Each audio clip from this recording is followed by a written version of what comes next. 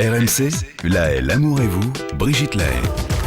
On attrape notre fil d'Ariane et aujourd'hui vous allez nous parler d'une première médicale qui est plutôt réjouissante, enfin d'après vous en tout cas. Oui, c'est une première mondiale. Une Suédoise de 36 ans vient de 36 donner... ans. Vous imaginez ? C'est la première mondiale, elle en a 36. Ah, la mâchoire là. Sacrée mordeuse.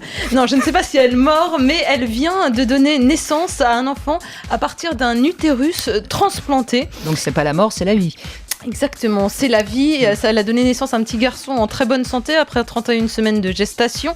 Et l'événement est extrêmement rare. Pourquoi ? Parce que elle est née elle-même sans utérus. C'était une infection génétique dont elle souffrait. Et récemment, en 2013, elle a fait partie de ces 9 Suédoises qui ont bénéficié d'une greffe d'utérus de donneuses vivantes en 2013.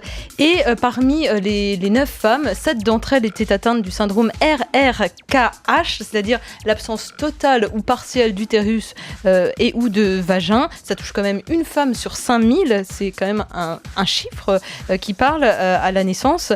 Et cette femme donc a réussi à tomber enceinte et surtout à donner naissance aujourd'hui à cet enfant. C'est encore une fois une première mondiale après 10 ans de recherche sur le sujet, de recherche intensive et qui donne évidemment un espoir formidable pour toutes ces femmes qui souffrent d'infertilité utérine, qu'elles soient nées sans utérus, qu'elles souffrent de malformations ou encore qu'elles aient eu un utérus enlevé à cause d'un cancer ou d'une hémorragie lors d'une précédente grossesse. Donc c'est un espoir formidable qui ouvre des portes incroyables et peut-être qu'il y aura moins du coup de gestation pour autrui si je reste dans l'actualité, là, je ne sais pas. Oui, là on est vraiment dans une femme qui grâce à un nouvel utérus peut donner la vie et c'est formidable. Je crois qu'on est tous d'accord là-dessus. Non mais c'est absolument extraordinaire, j'ai lu ça effectivement ce week-end avec le sperme effectivement de son compagnon. Elle peut avoir 2 enfants. On peut faire effectivement, on peut implanter à deux reprises, pas davantage parce que ça pose des problèmes de greffe.